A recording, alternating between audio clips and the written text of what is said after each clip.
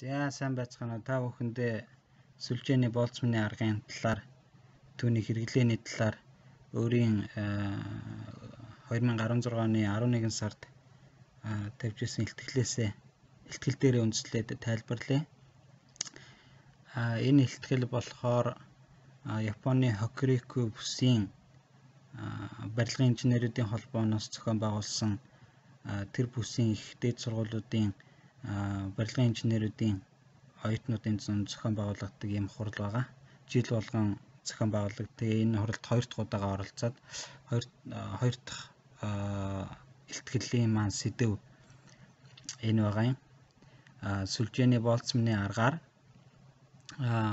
хатуу шингэн фазын өөрчлөлтийг задгаа голдролдох шингэний хөдөлгөөнд тооцон бодох нь гэсэн ийм сэдвтэй илтгэл байгаамаа. Сүлжээний болцмны арга бол тооцон бодох шингэний динамикийн тооцооны арга. Тэгээд энэ миний судалгааны ажлын хамгийн шинэлэг тал нь юу юм бэ гэхээр шингэний фазын өөрчлөлтийг тооцон бодох. Фазын өөрчлөлтийг задгаа голдролтой нөхцөлд усны чөлөөт гадаргуутай нөхцөлд тооцон бодох явдал байна. Тэгээ яагаад энэ ажлыг сонгож авсан бэ гэхээр фазын өөрчлөлт гэдэг маань өөрөө одоо энэ байгаа тооцооны аргуудад бол нэлээд төвөгтэй ажил байдаг.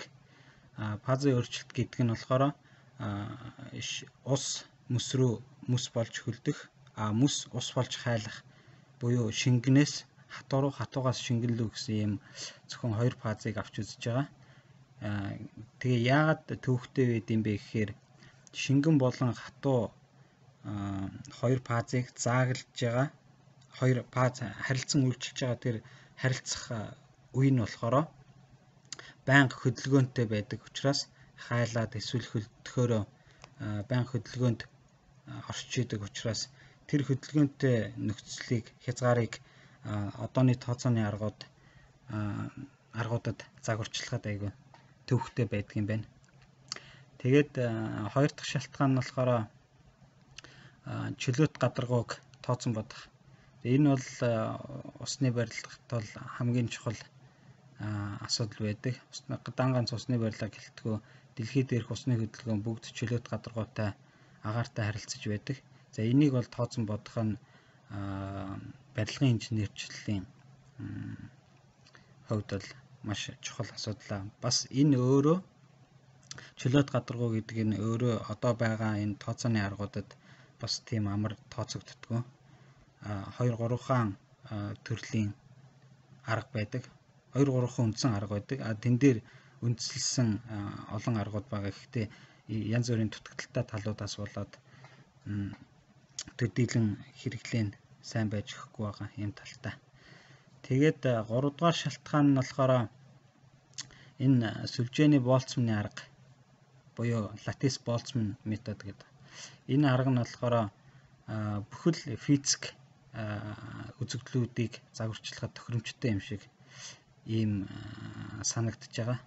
Яг одоо бол яг эд хөгжиж байгаа арга. Энэ аргаар тооцон бодоогүй физик үзэгдлүүд бол зөндөө байгаа. Тооцон бодсон үзэгдлүүд бол зөндөө байгаа. Тухайлбал одоо бид хэдийн ярилцж байгаа шингэн болон хатуу фазын өөрчлөлт бол нэг шинэ физик үзэгдлийн байгаа юм. Сүлжээний болцмны аргаар бодож байгаа. За тэгээд дөрөвт шалтгаан гэх юм уу онцлог гэх юм уу. За энэ нь болохоор мөсний хайлалт эсвэл усны хөлдөлтийг чөлөөт гадаргуутай нөхцөлд тооцон бодох нь энэ судалгааны ажлын шинэлэг тал байгаамаа. Одоогоор бол яг энэ ажлыг фазын өөрчлөлтийг шингэний чөлөөт гадаргуутай нөхцөлд тооцон бодсон тийм ажил бол одоогоор байхгүй байгаа. За энэ судалгааны ажлын талбар нь хаана байгаа юм бэ гэхээр ерөнхийдөө байгаль дээрх гол болон нуурын мөсний үзэгдлийг тооцсон бодох ийм сонирхолтой байгаа. За мөс бол ялангуяа Монгол орны нөхцөлд хөтөн нөхцөлд болохоор голын мөс гол дээр баригдсан усны барилга байгууламжид сөрөг нөлөө үзүүлдэг. Тэгэхээр цаашлаад мөс ба барилга хоорондын харилцан үйлчлэлийг судлах ийм сонирхолтой байгаа. Тэгээд ерөнхийдөө манайхаа чинь гол мөрөн чинь хоёр төлөвтэй байгаа шүү. Зундаа болохоор урсгалтай, өвөлдөө болохоор хөлтчдөг. Тэгэхээр энэ хөлдсөн үед малчд болон тээвэрчид за иргэд гол дээгүүр, нууран дээгүүр тээвэр хийдэг. За энэ үед нингэн хөлдсөн мөс цөмөрч хүний ам өрсдөх эд хөрөнгөөр хохирох ийм явдлууд бол байдаг. За эдрийг бол тооцооны аргаар урьдчилан тооцож гаргаж болох юм.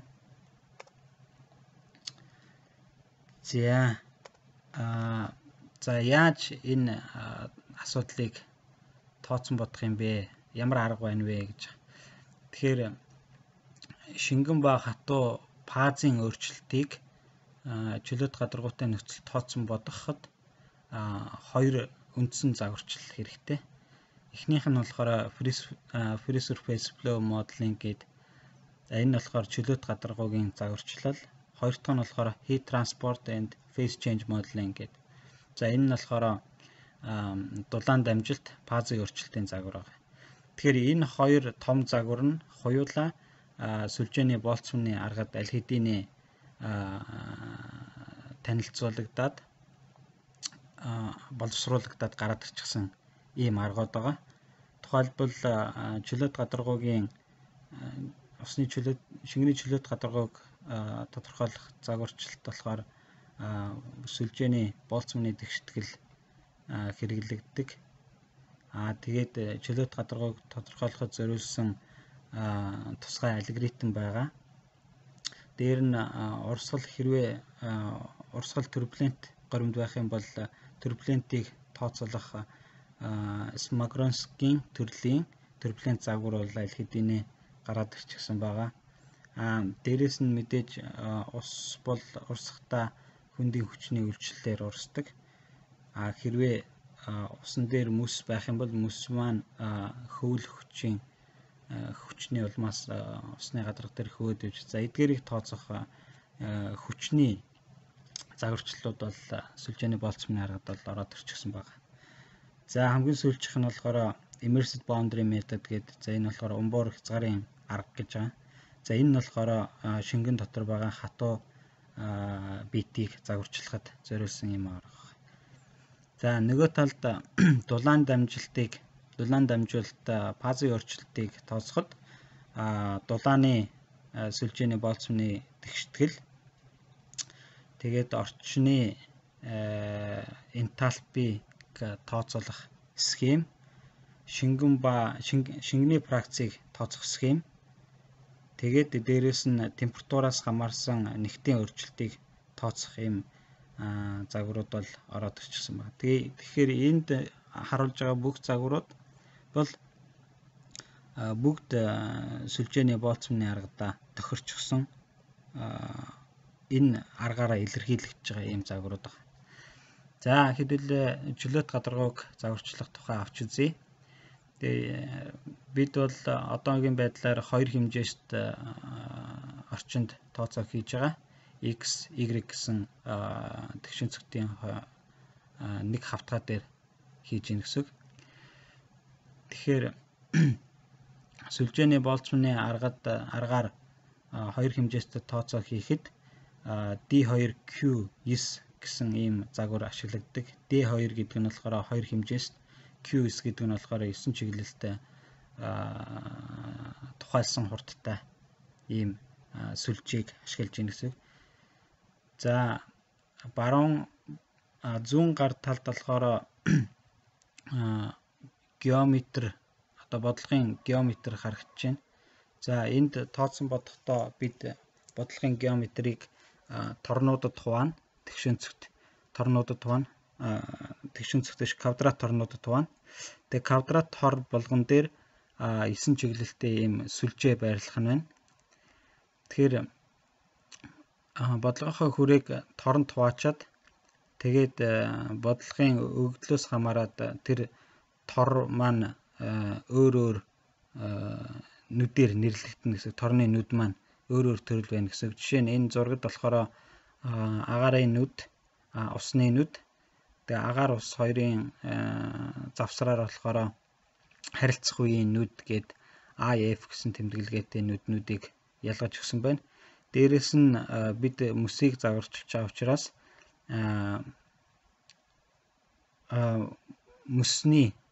мөсийг яаж илэрхийлэх вэ гэдэг ийм тэмдэглэгээ орж ирсэн байна. Ерөнхийдөө бол 3 төрлийн нүд байна. Гэхдээ мөс болохоор яг дан ганцаараа нүд болж илэрхийлэгдэхгүй.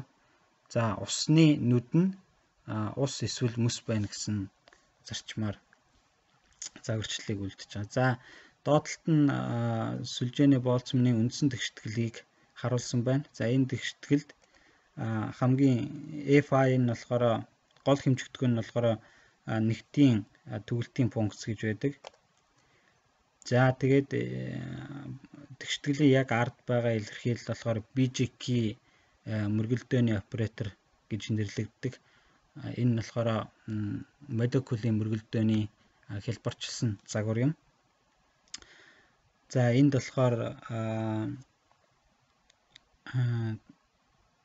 тэнцвэрт орох хугацаа гэж ордог гэж байдаг. За энэ бол шингэний зунгаалттай холбоотой ийм гишүүн байгаа. За тэнцвэрийн тэмдгийн ардлын 2 дахь гишүүн нь болохоор умбуур хязгаарын параметр гэж байгаа. За энийг оруулж өгснөөрөө бид хатуу болон шингэний хоорондох харилцан үеийг тооцож болох юм аа гэж. За энэ бас юутай хамаатай умбуур хязгаарын нөхцөлтэй хамаатай гишүүн байна. За хамгийн сүүлийнх нь болохоор биеийн хүч орж ирж байгаа. За тэгэхээр хамгийн гол тэгшитгэл бол түрүүний үзүүлсэн тэнцвэр түгэлтийн функцийн тэгшитгэл байгаа. Тэгэхээр тэнцвэр түгэлтийн функцаас яаж шингэний хэмжигдэхүүнийг гаргаж авах юм бэ гэдэг нь болохоор энэ дээр байж байна. Тэгэхээр нэг сүлжээн дээр 8 ширхэг 9 ширхэг тэнцвэр түгэлтийн функц байгаа. Тэр 9 ширхэг тэнцвэр түгэлтийн функцийн нийлбэр нь нэгт болно. Нэгдүгээр ирэмбийн момент нь хурд болно гэж байгаа. Энэ 2 дахь тэгшитгэлээр харуулсан байна. За биеийн хүчийг яаж бодох вэ гэдгийг нь 2 дахь мөрөнд харуулсан байна. Энд болохоор эхний илэрхийлэл нь болохоор биеийн хүчийг 9 чиглэлд тухайлж байгааг харуулж байна. Ард нь болохоор wear гэдгийн араас биеийн хүчийг яаж тооцох тухай орж ирж байна. Энд болохоор G буюу хөндийн хүчний хордтгол орж ирж байна. Төөтөөгөөс хасах нь төөтөө 0 гэдэг нь болохоор температурын зөрүүнөөс гарч ирж байгаа. Тэр нэгтийн төрөлхийг тооцож өгч байгаамаа. За чөлөөт гадаргууг тооцоолоход хамгийн чухал зүйл нь болохоор чөлөөт гадаргуугийн хязгаарын нөхцөл гэж байгаа. За энийг болохоор харилцах үеийн нүднүүд дээр өгнө. За ингээд тооцсон чөлөөт гадаргуугийн загварчлалыг ашиглаад код бичсэн байгаа. За тэр кодороо тооцоо хийж үзсэн байгаа. Жишээ нь энд болохоор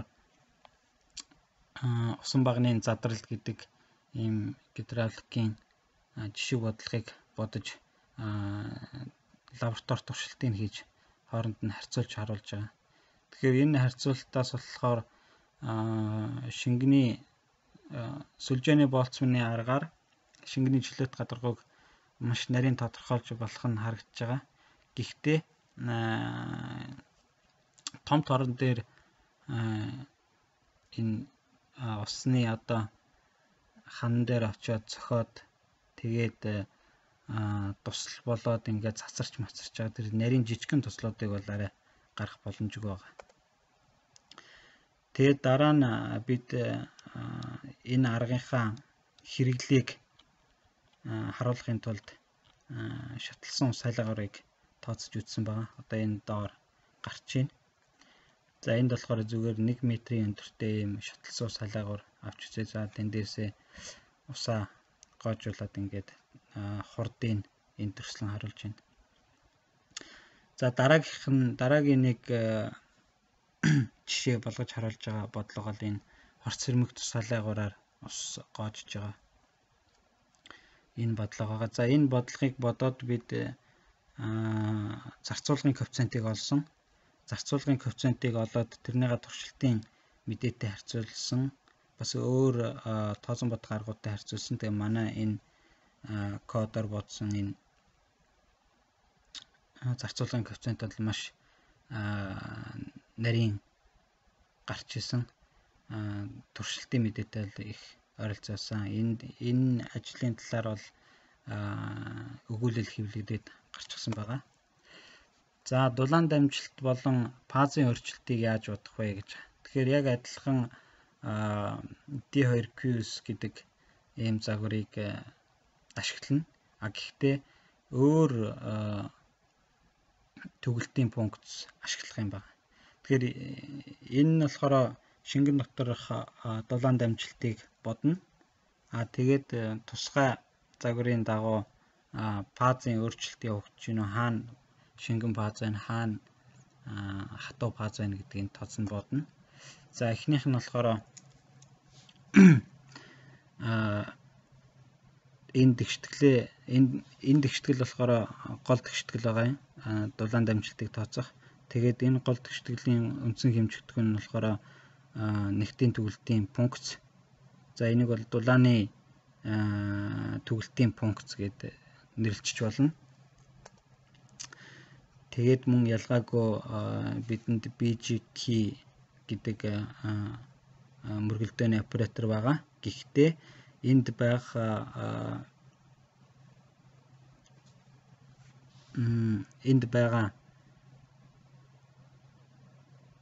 NTH гэдэг энэ хугацаа болохоор дулаан нэвчлэлттэй, шингэний дулаан нэвчлэлттэй хамааралтай ийм хэмжигдэх юм байна.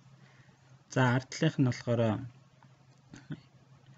фазын өөрчлөлтийг тооцож байгаа учраас бид нэр заавалчгүй нөгдмөл дулааныг авч үзэх ёстой. Тэгээ энд болохоор нөгдмөл дулааныг шингэний фракцаас хамааруулж яаж тооцох вэ гэдгийг нь оруулж өгсөн байна. За тэгээд шингэний дулаан багтаамж явж байна. За энэ болохоор энд яаж температурыг саяны тэгшгэлд байсан дулааны төгөлтийн функцаас яаж температурыг гаргаж авах вэ гэдэг тэгштгэл хамгийн ихэнд байж байна. Тэгэхээр эндээс болохоор бид нар нормал хэмжээсгүй температурыг гаргаж авна. Хэмжээсгүй температур гэдэг нь болохоор нормчлсон тоо байна гэсэн үг. Тэгэхээр эндээс бид жинхэнэ бодит температурыг гаргаж авахын тулд ард талынх нь шугамн интерполяцийг ашиглана. За хоёрдугаар мөрөн дээр шингэний фракцыг яаж тодорхойлох вэ гэж. Шингэний фракц гэдэг нь болохоор тэгээс 1 гэсэн утгыг авдаг. Хэрвээ энэ фракцын утга нь тэг байх юм бол тэнд ямар ч шингэн байхгүй гэсэн үг. Тэгэхээр хатуу байна гэсэн үг. Хэрвээ шингэний фракц 1 байх юм бол тэр бүхэлдээ шингэн байна гэсэн үг. Хэрвээ тэгээс 1-ийн хооронд байх юм бол яг харьцах үе байна гэсэн үг. Шингэн хатуу хоёроо харилцах үе. За энэ шингэний фракц нь болохоор хаана мөс хаана ус байгааг бол загвар дээр харуулж өгдөг. Тэгэхээр энийг тооцон бодохдоо бид нар орчны энтальпигийн утгыг ашиглаж байгаа. Тэгэхээр энтальпигийн утгыг энэ 3 дугаар мөрөд бичсэн томьёогоор олно. За энэ загварын нэг онцлог давуу тал нь юу вэ гэхээр яг ус болон мөст яг өөрийнх нь физик болон дулааны тогтмолуудыг ашигладаг даваа талтай. Бусад загварууд болохоор тэр чигт нь усныхаар ч юм уу тэр чигт нь мөснийхоор энэ физик хэмжигдэхүүн тогтмолуудыг бол аваа явчихдаг байсан байгаа. За тэгээ бид нар дулаан дамжилтыг сүлжээний боолцмны аргаар бодсон. За бодохдоо бид нар байгалийн конвекцийн урсгал гэдгийг бодсон байгаа. Энэ нь болохоор нэг талаас нь халаагаад нэгдээ талаас нь хөрөгдөг. Тэгэнгүүт халуун хүйтний зөрөөгөөр хаалттай савнд байгаа шингэн хөдөлгөөнд ордог юм бодлого байгаа. За энд бол одоо анимашн харагдаж байна. За одоогоор болохоор тэнцвэрт орцсон байгаа байдал харагдаж байна. За одоо яг бодлого бол яг ингэж эхэлж байна гэсэн. Тэгэхээр улаан тал нь болохоор халуун, цэнхэр тал нь болохоор хүйтэн байна гэсэн. Тэгээд энэ конвекц дулаан тархалтанд болохоор хамгийн чухал хэмжээсгүй тоо нь болохоор Rayleigh-ийн тоо байдаг. Бас энэ хан дээр хүйтэн болон халуун хан дээр солилцож байгаа дулаан тархалтын коэффициентийг тодорхойлохын тулд Нусселтийн тоо гэдгийг бас тодорхойлдог байгаа. Тэгэхээр энэ артлын график дээр болохоор Нусселтийн тоог тодорхойлсон графикууд бол харагдаж байгаамаа. За фазын өөрчлөлтийг хэрхэн бодож байна гэдгийг харуулахын тулд бас нэг бодлого бодсон байгаа. Энэ нь болохоор энэ дөрвөлжин савн дотор тэгшин цэгц савн дотор нэгдээ тал нь мөс, нэгдээ тал нь ус байна. Тэгээд ус маань халуун ханаар баруун талаараа халуун ханаар хүрээлэгдэж байгаа. Тэгэхээр тэр халуун ханаас дулаан дамжаад ус хөдөлгөөнд ороод тэгээд мөс хайлж байгаа энэ үзэгдлийг харуулсан байна. За дараачих нь болохоор ус хөлдөх буюу solidification гэдэг энэ хөлдөх үзэгдлийг харуулж байгаа. Тэгэхээр энд болохоор анхны нөхцөл нь болохоор энэ сав усаар дүүрсэн байна. Тэгэнгүүт зүүн талын ханнаас хүйтэн хөргөөд өгөнгүүт ус маань хөдөлгөөнд ороод тэгээд нэгтийн өөрчлөлт байхгүй болонгуудаа докторжоод тэгээд мөс маань хөлдөөд явна гэдгийг ингээд тооцсон бодоод харуулж байгаамаа. За энд өөр нэг бодлого байгаа. Сая бид хэлэхээр мөсийг хажуу талаас нь хайлуулж хажуу талаас нь усыг хөлдөөсөн байна. Тэгвэл энэ дээр доороосоо хайлаад дээрээсээ хөлдүүл яах вэ гэдгийг энд бол харуулж бодож үзүүлж байгаа. Тэгэхээр энэ харуулж байгаа энэ дулаан дамжилт фазын өөрчлөлтийн бодлогуудад болохоор бид нар нуугдмал дулааныг буюу хайлахын хувийн дулааныг бол авч үзээг байгаа. Тийм учраас энд одоо жишээ нь айгүй хурдан энэ үзэгдэл бий болж байгаа юм л. Жишээ нь эхний зураг дээр энэ мөс хайлж дуустлаа 29 минут авсан байна. Температур нь болохоор халуун нь болохоор 10 градус, хүйтэн нь болохоор 1 градус байхгүй гэх жишээний. Тэгээд дараа нь болохоор бид задгай нөгөө чөлөөт гадаргууг тооцох алгоритмтайгаа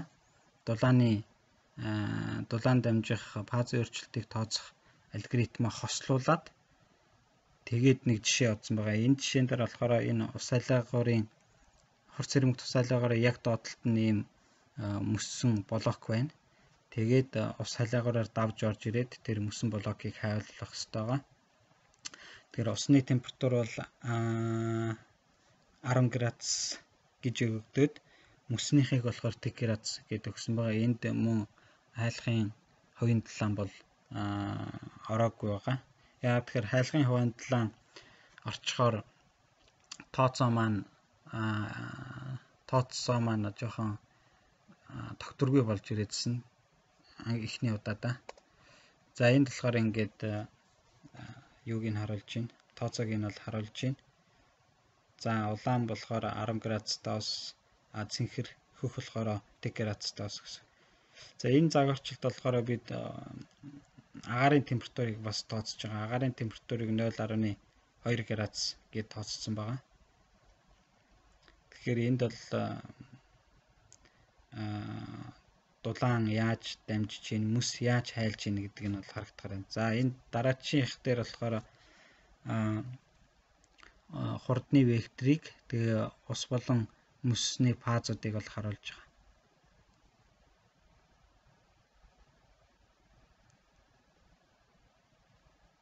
Тэгээ чөлөөт гадаргуу бас энэ дээр харагдаж байгаа. Тэгэхээр хөх нь болохоор мөс гэсэн үг. Ингийн мөс хайлж байна гэсэн. За. Тэгэд түрүүн хэлсэн хайлахын хувийн талааныг тооцож үзээгүйгээд тэгээ тооцож үзэхээр тооцоо маань жоохон тогтворгүй болоод байгаа гэсэн. Тэгээ тэрийг бид нар дахиж үзээд яагаад юунаас үүсэлтэй вэ гэдгийг тодруулсан. Тэгээд энэ шингэний урсгалыг тооцсон бодох, дээрэс нь дулаан дамжилтыг тооцсон бодох. Энэ хоёр тооцоо маань адилхан хугацааны алхамтай байвал